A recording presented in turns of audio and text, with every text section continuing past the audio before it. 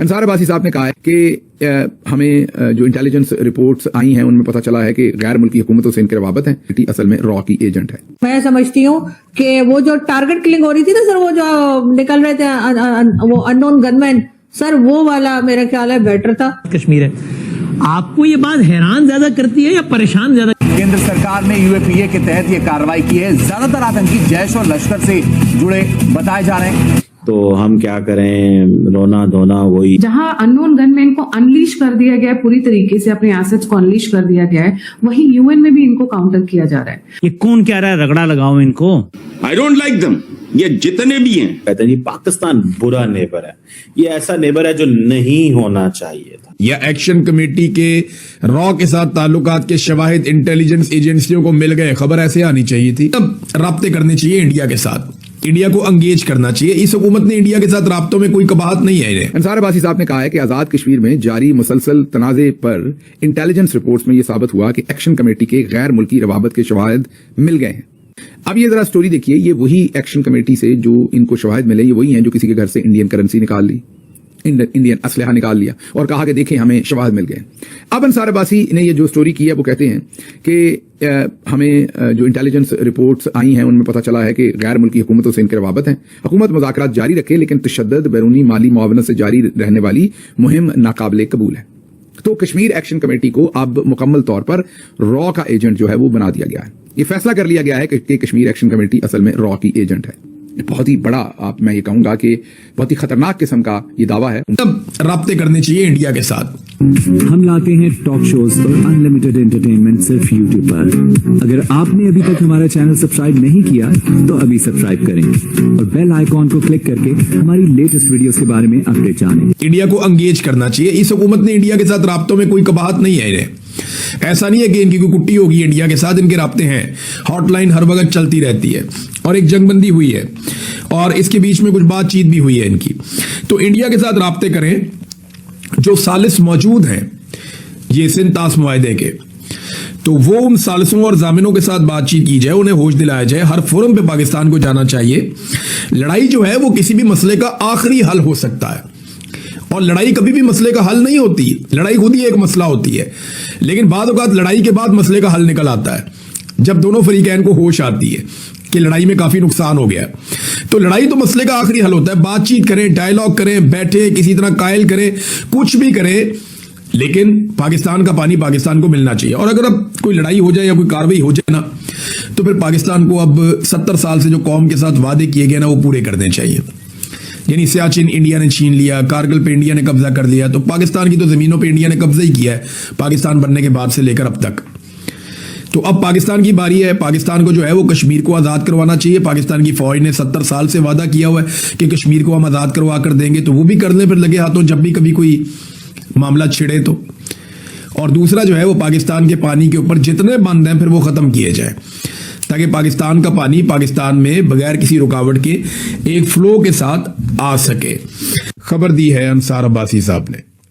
जरा गौर कीजिए इसमें वो क्या कह रहे हैं, गैर मुल्की। देखिए, अगर ये इंडिया होता या इंडिया की इंटेलिजेंस एजेंसियां होती जिनके साथ इनके रवाबित होते, या रॉ से पैसे ले रहे होते, या इंडियन रॉ के साथ इनके ताल्लुकात होते, तो एक सेकंड के अंदर ये हेडलाइन इंडिया या रॉ इन दो लफ्जों से मुज़य्यन होती। यानी अगर कश्मीरियों के ताल्लुकात इंडिया के साथ होते या रॉ के साथ होते, तो फिर हेडलाइन यहीं से शुरू होती ना कि एक्शन कमेटी के इंडिया से ताल्लुकात साबित हो गए, या एक्शन कमेटी के रॉ के साथ ताल्लुकात के शवाहिद इंटेलिजेंस एजेंसियों को मिल गए। खबर ऐसे आनी चाहिए थी, लेकिन नहीं आई। तो ये गैर मुल्की रवाबित क्या है, एक्शन कमेटी के गैर मुल्की रवाबित, अब मैं आपको बताता हूं ये है कि और गेम क्या ढाली जा रही।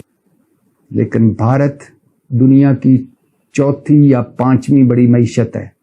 भारत IMF गुलामी से आज़ाद है। भारत का ज़र मुबादला 700 अरब डॉलर के करीब पहुंचा हुआ है और भारत के एक बिजनेसमैन की जितनी मुआशी हैसियत है उतनी पूरे पाकिस्तान की मुआशी हैसियत है।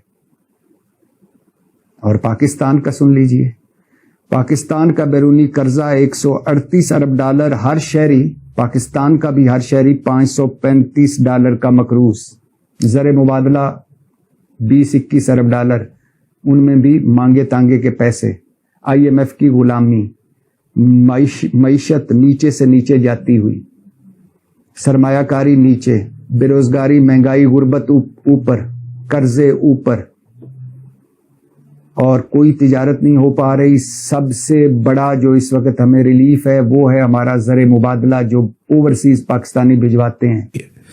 आजाद कश्मीर में हर घर का कोई ना कोई शख्स और कई घरों के कई शख्स बैरून मुल्क रहते हैं।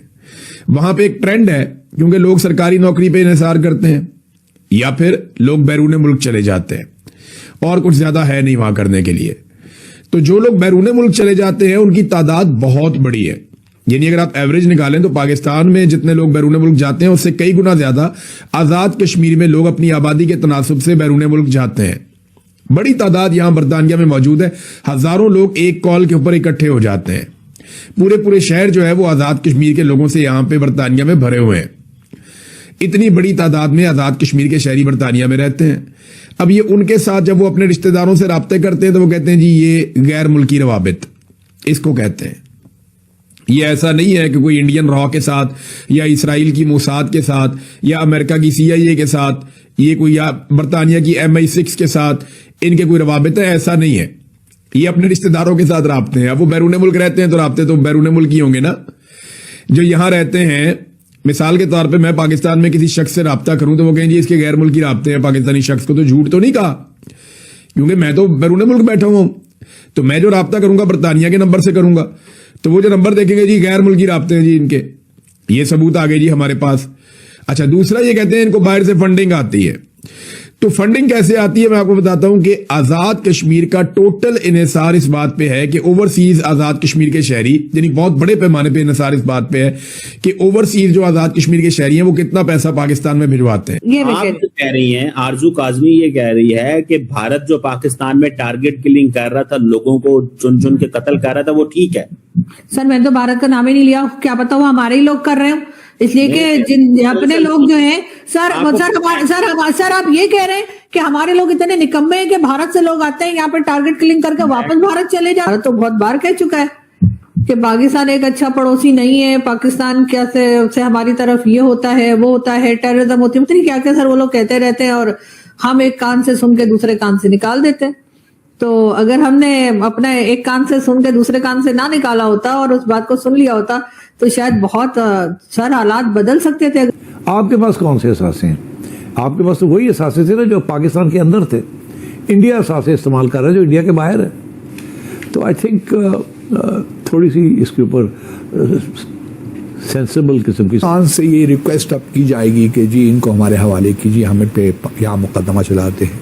उनके खिलाफ इल्ज़ामात क्या हैं कि जी ये यहाँ पे भारत में ये भी लश्कर तैयबा और जैश मोहम्मद के ऑपरेटिव्स हैं और ये भारत में दहशतगर्दी करवाने की कोशिशें कर रहे हैं, यहाँ पे फंडिंग कर रहे हैं या सपोर्ट कर रहे हैं, वट है वो कसूर पाकिस्तान का है। वो डॉक्टर जयशंकर, मतलब उनका तो कुछ है ही नहीं है, उनकी तो कोई मतलब, वो तो बहुत ज्यादा दूध से धुले हुए हैं, आराम से बैठे हुए हैं, बड़े उनका वो जैसे एक नन्ना काका सुबह सुबह माँ तैयार करती है ना अच्छे साफ कपड़े पहना के, वो तो इंडिया तो ऐसे बैठा होता है, पाकिस्तान जाके उसको खराब कर देता है। अच्छा, they are promoting terrorism via third parties, वो उधर से TTP, TTA और बलोच BLA उनके जरिए कर रहे हैं। आप किन के जरिए करेंगे?